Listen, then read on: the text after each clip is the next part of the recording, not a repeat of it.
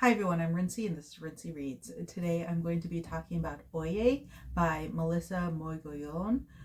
This is a relatively new novel that came out this year that was pretty unique. I picked it up kind of on a whim and I'm kind of glad that I did. In this story, you are following this character named Luciana who is about to start her senior year of high school when the novel begins.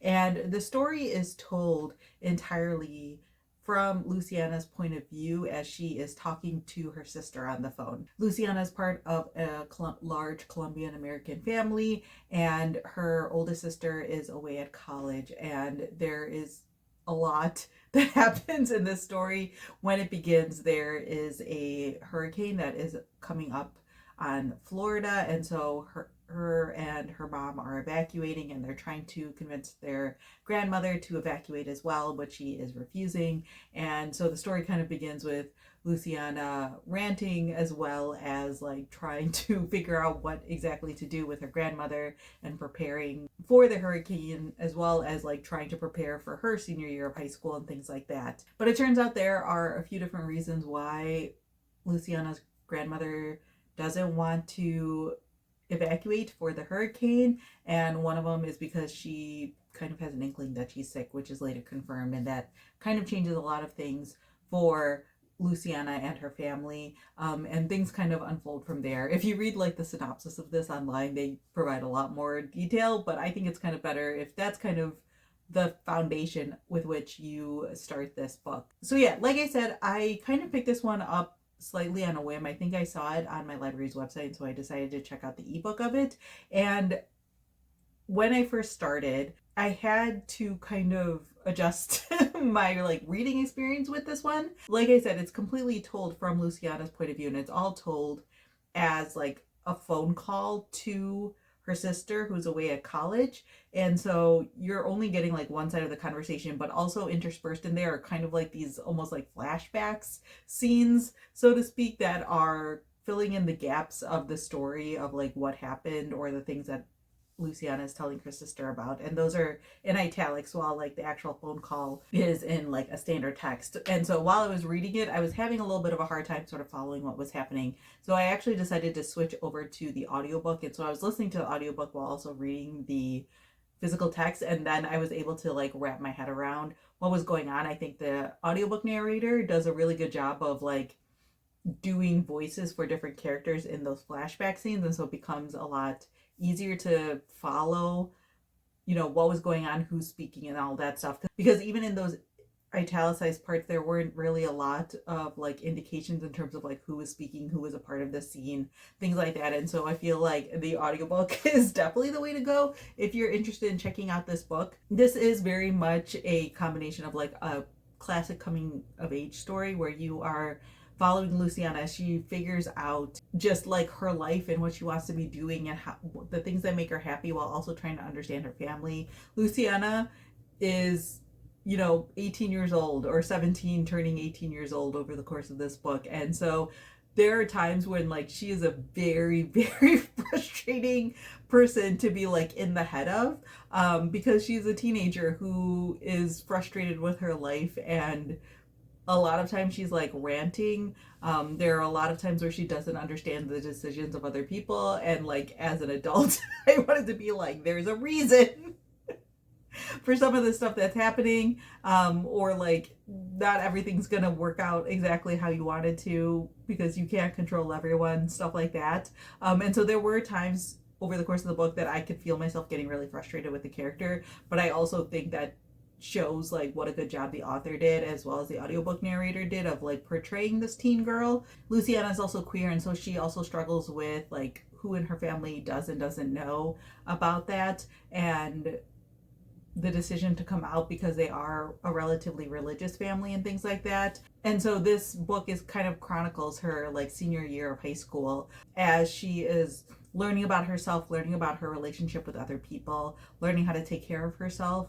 Luciana is definitely a character who like cares a lot about the people around her, to the point where she causes herself a lot of stress and anxiety, and she has to like work through just like all of this stuff and figure out how to take care of herself in all of these situations as well. Even though she is someone who is often like in her family ignored or overlooked, she has to learn how to look out for herself, figure out what will make her happy, figure out the things that she needs to be doing in order to take care of herself.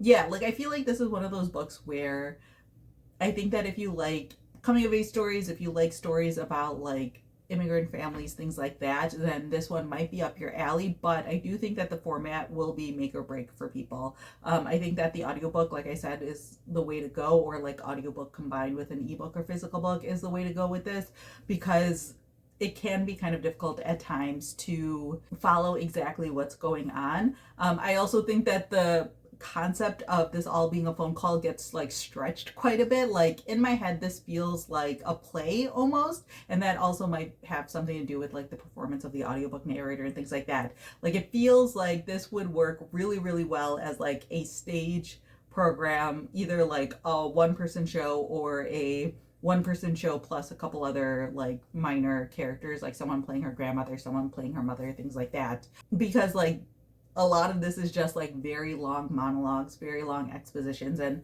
the long monologues and expositions sometimes feel like a stretch in terms of like thinking of them as a phone call, because I'm like, people don't like talk like that when they're on the phone, generally speaking, or at least not in my experience. And so it ends up feeling more like a monologue than like an actual telephone conversation. There's also like parts of this where I was just like, I feel like this would have worked better as like text messages, or there's parts of this where I was like, I feel like this would have worked better as emails, even though I guess kids don't send emails these days like that anymore. Because like there are times when Luciana's on the phone and she like says LOL and she says OMG, and I'm like, do people actually say LOL and OMG? Not in my circles, but I could be wrong. So like things like that where like the format of like phone call is like stretched quite a bit to what I don't think would actually be considered a phone call, but I think overall it worked. However, like there's also kind of the downside of that as well, where you're only seeing things from Luciana's point of view. And so there are characters who are a part of the story where they don't really feel fully fleshed out. I will say like the most interesting and like best character in this book is the grandmother. Like you get a lot of backstory and history into what happened in the grandmother's life, and you learn a lot about the grandmother in general, like what she's like even now in present day and things that have happened in the relatively recent past and things like that. And like her character, like I don't want to say character development, but her like background is like so well done, so well done. She is the driving force in this fictional family, and she's definitely the driving force in this book as well.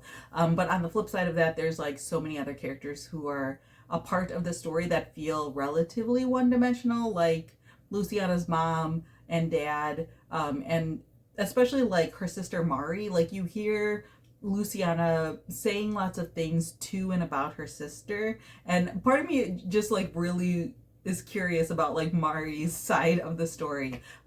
There's a lot of time that Luciana spends talking about how she's upset with her sister because she's not home, and she's like off at college, and she's like doing her own thing while all of these crises are happening in their family, and she keeps getting upset because she won't come home and she's not calling enough and things like that.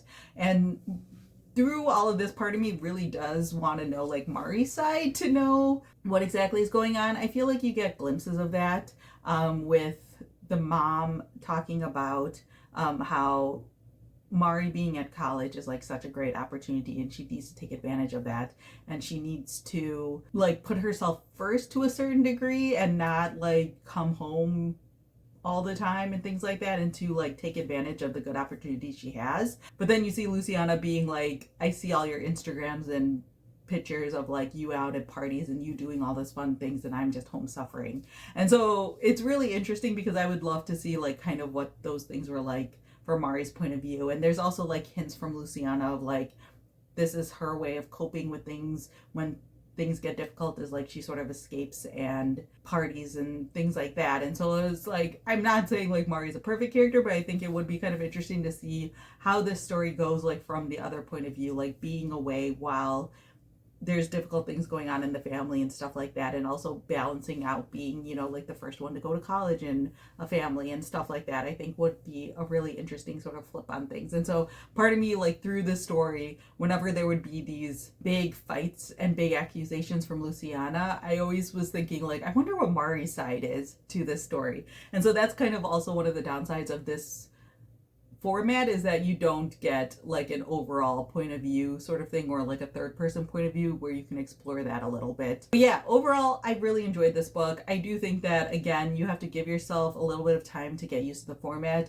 I think that this is a book worth getting from the library only because I don't know if this format's going to work for people. Like if you look on Goodreads, it feels like it's pretty split. Like some people really enjoy the format, some people really didn't enjoy the format, and so I think it's one of those things that you have to like try it out. And so I feel like the library is the way to go with that, and I definitely feel like the audiobook helped a lot with my experience with this book, so I would definitely recommend that as well. So yeah, overall a pretty solid book. I think I gave this like a 3.75. Again, if you are someone who likes coming of age stories, if you enjoy like first generation immigrant American stories and things like that, I think that this would tick a lot of those boxes. So yeah, that is everything I have for this video. Let me know down in the comments below if you read this book, what your thoughts were on it, or if you have any questions about it, feel free to leave that down in the comment section as well. So yeah, that's all I have for now. Thanks for watching.